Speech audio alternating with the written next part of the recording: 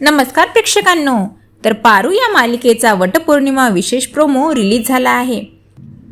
त्यात आपल्याला असं पाहायला मिळेल की आता घरातील सगळ्या स्त्रिया अहिल्यादेवी, दामिनी, दिशा, सावित्री आणि पारूला घेऊन वटपौर्णिमेची पूजा करायला वडाच्या झाडाकडे जातात।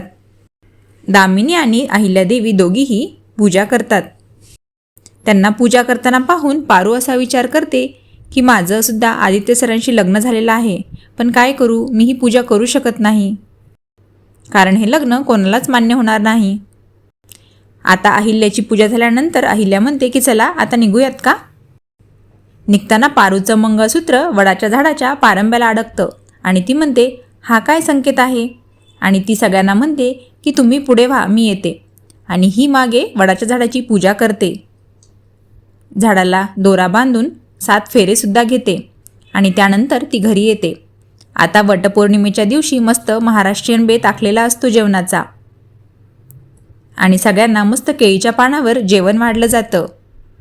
श्रीकांत पारंपरिक पद्धतीने खाली पाटावर जेवायला बसतो। त्याचं जेवण झाल्यानंतर त्याच्याच ताटातलं उष्ट अहिल्या खाते। त्यावेळेस श्रीकांत तिला म्हणतो हे काय अहिल्या। त्यावेळी अहिल्या म्हणते की आज वटपौर्णिमा आहे आणि आजच्या दिवशी बायकोने नवऱ्याचं उष्ट खायचं असतं। त्याचवेळी तिथे पारूसुद्धा उभी असते आणि ती हे ऐकते। ती विचार करते मी सुद्धा आदित्य सरांचं उष्ट आज खायला पाहिजे, आणि आदित्य सरांनी जेवण केल्यानंतर ती ताट उचलून नेते आणि त्यातील उष्ट ती खाते। तेवढ्यात तिथे सावित्री येते आणि सावित्री तिच्या गळ्यातलं मंगळसूत्र बघते, आणि ते बघून तिला तर शॉकच बसतो आणि ती जोरात ओरडते पारू हे काय, तुझ्या गळ्यात मंगळसूत्र। आता पुढे नेमकं काय होईल। सावित्रीला आता पारू सगळं सत्य सांगेल का, आणि यावर सावित्रीची रिॲक्शन काय असेल हे सगळं पाहणं रंजक ठरणार आहे।